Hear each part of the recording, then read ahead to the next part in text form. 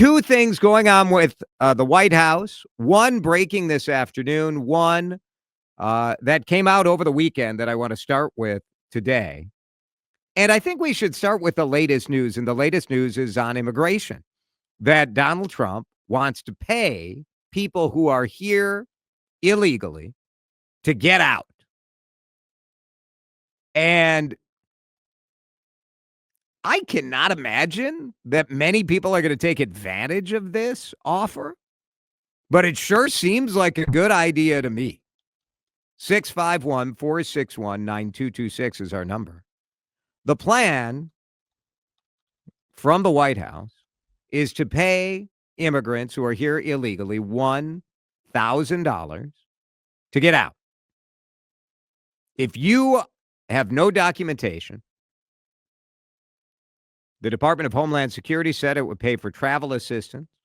There's an app called CBP Home, and you can click on the app. Hey, government, just so you know, I'm leaving. And if you click, I haven't seen this app yet, but what a crazy time we live in, right? That you can go onto an app and be like, hey, I'm getting out of here. There has been some pushback, like, why are we paying for people who are here illegally to go home? It costs a heck of a lot more money for the government to do it. Now, I do think, and I'm curious where you guys are on this, but I do think that we have, and maybe this is the only way to get change, and maybe this is the only way to get a real immigration policy in this country, but it is, to me, a little disgusting that the priority has been way beyond just getting people with criminal records. The dangerous people we heard about in the campaign, getting them out of the U.S. Here we are on May 5th, and the priority seems to be getting everybody who's here illegally out. And, man, I'd be much more sympathetic to that goal if, at the same time, we had some sort of reasonable policy as to how we might actually allow immigrants to be here. Texters are skeptical. Jason, no way we will pay them. This is just a means to track where they are.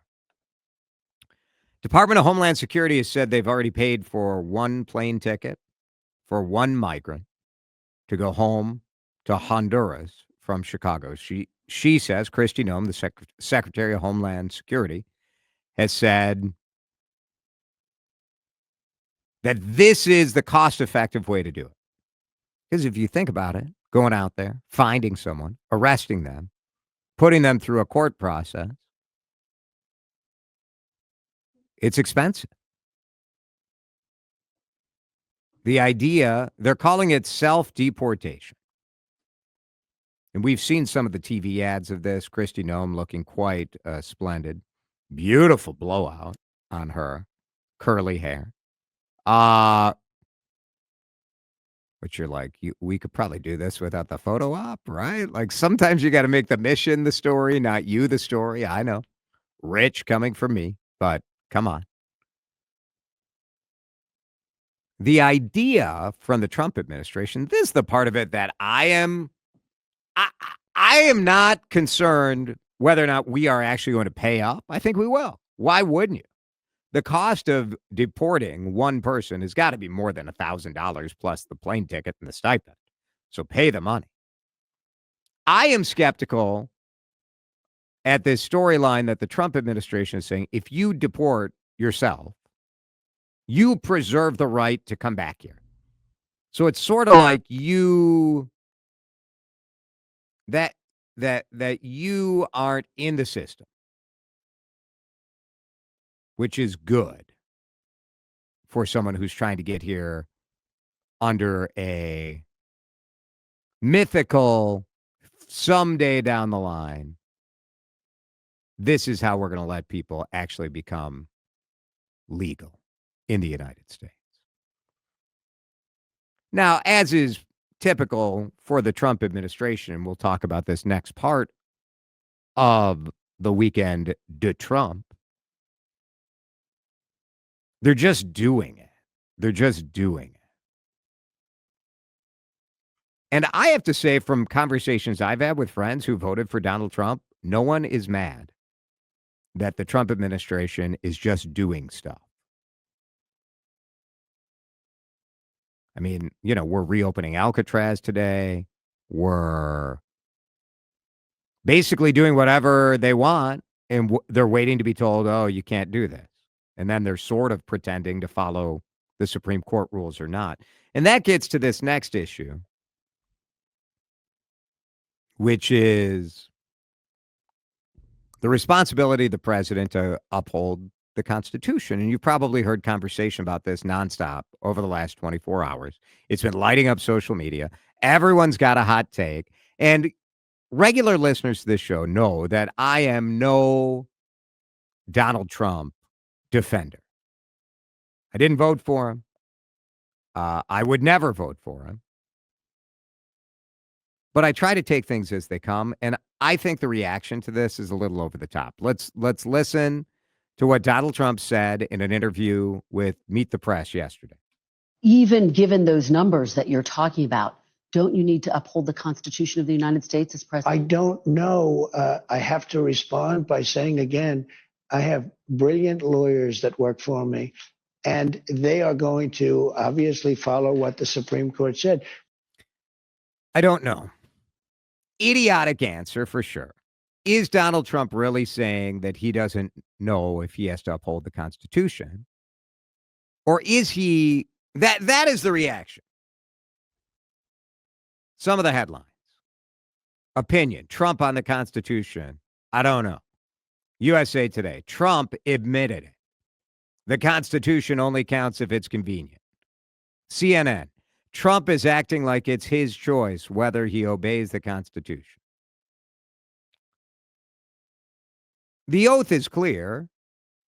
You swear to preserve, protect, and defend the Constitution of the United States. So help me God.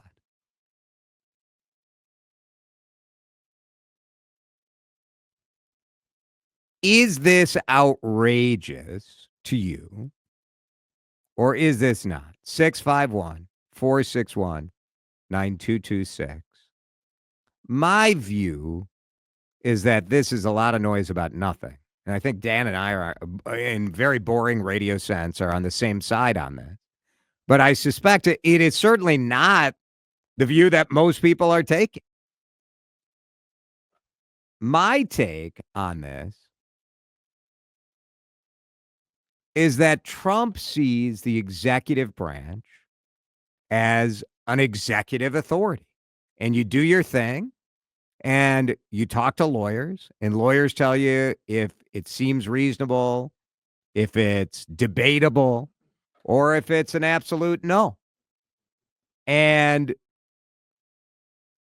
I am much more outraged at some of the actions of the Trump administration. This, to me, does not seem... It doesn't feel like it's that outrageous.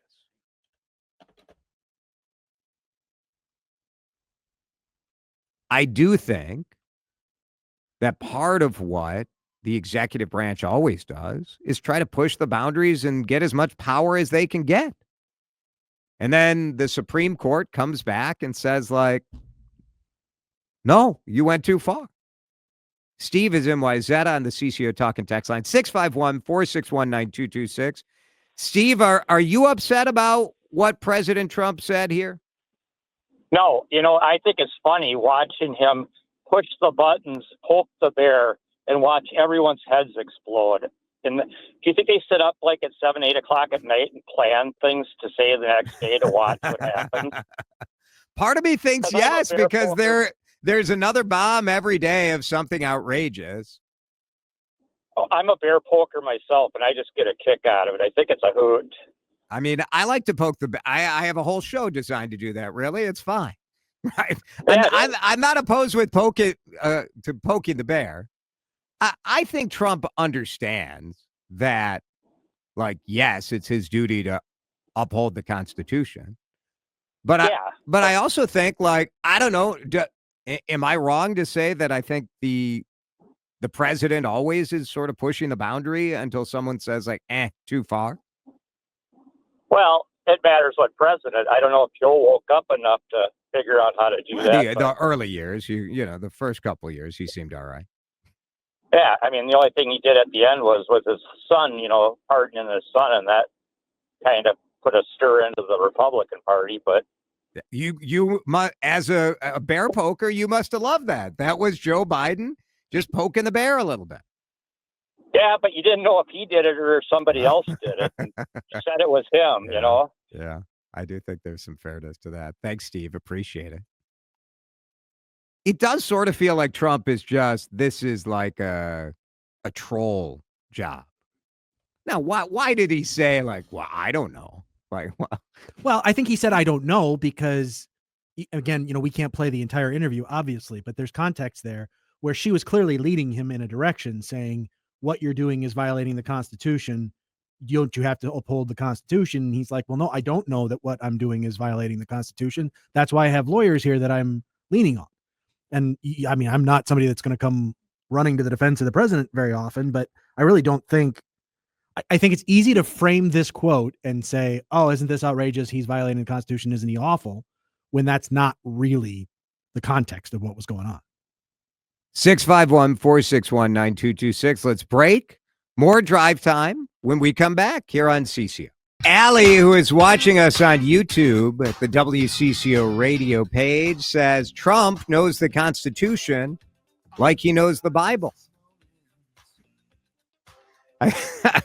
You can take Allie's statement however you like, but I like it. That's very good, Allie. Our texters, I think, are landing on really an excellent point, an excellent line of conversation here. Because almost none of you are taking the Trump statement that he doesn't know if he has to uphold the Constitution. Almost none of you are taking it the same way the media is taking it, with full-blown outrage. But many of you are asking a very relevant question. And it goes to what Steve was saying. Do we really want a president who's trolling people? Do we want a president who is a talk show host or a comedian? As one texter says, I am ashamed and embarrassed that he's the head of our country. He acts more like a bully and a thug with a personal agenda to target those who don't agree with him.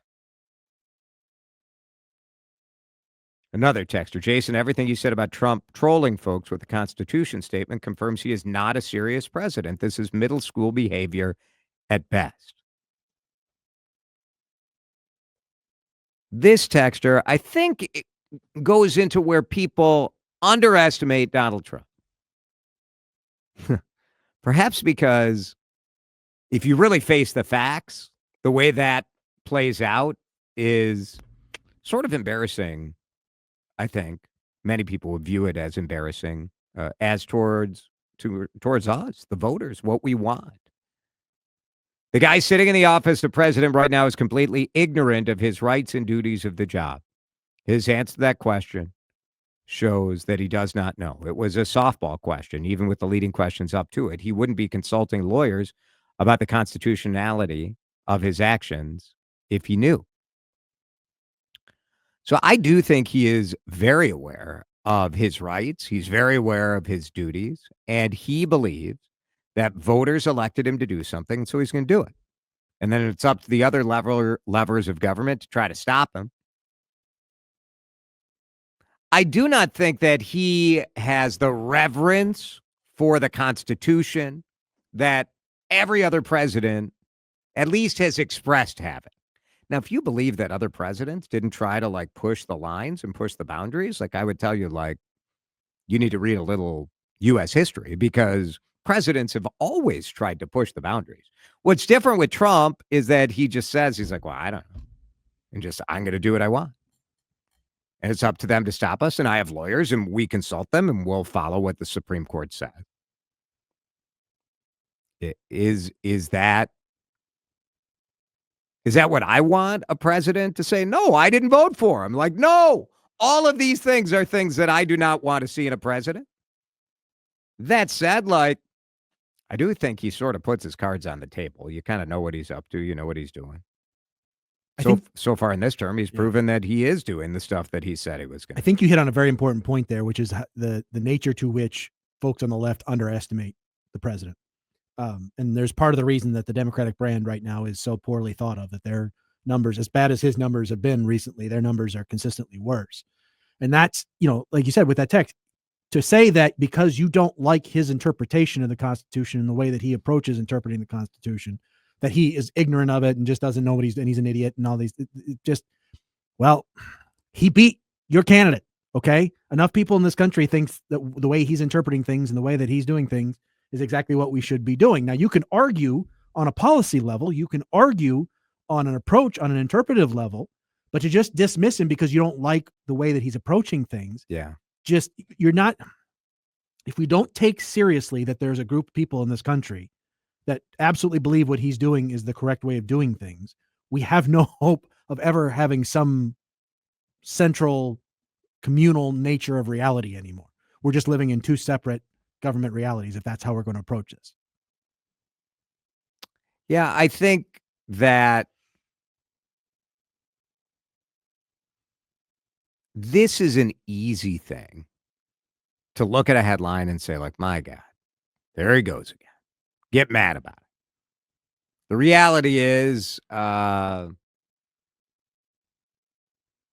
think there are a lot of other things to get mad at. And I do think, like, at a certain point, what we have is the executive branch just doing whatever they want right now.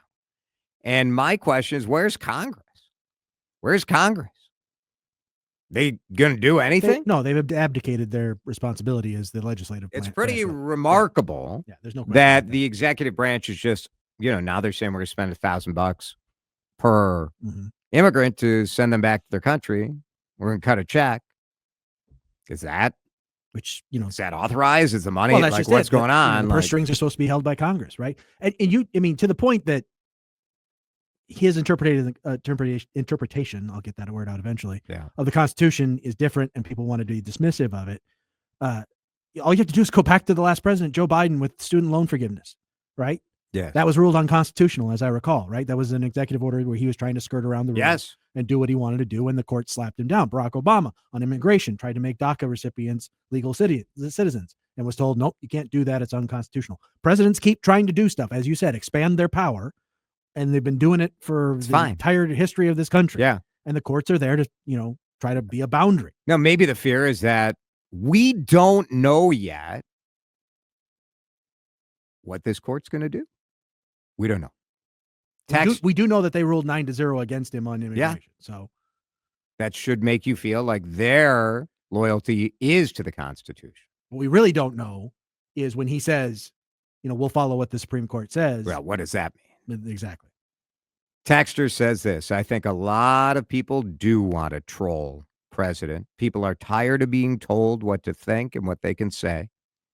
Trump just says exactly what he thinks. It's great. I think that's a huge part of his draw. Think so.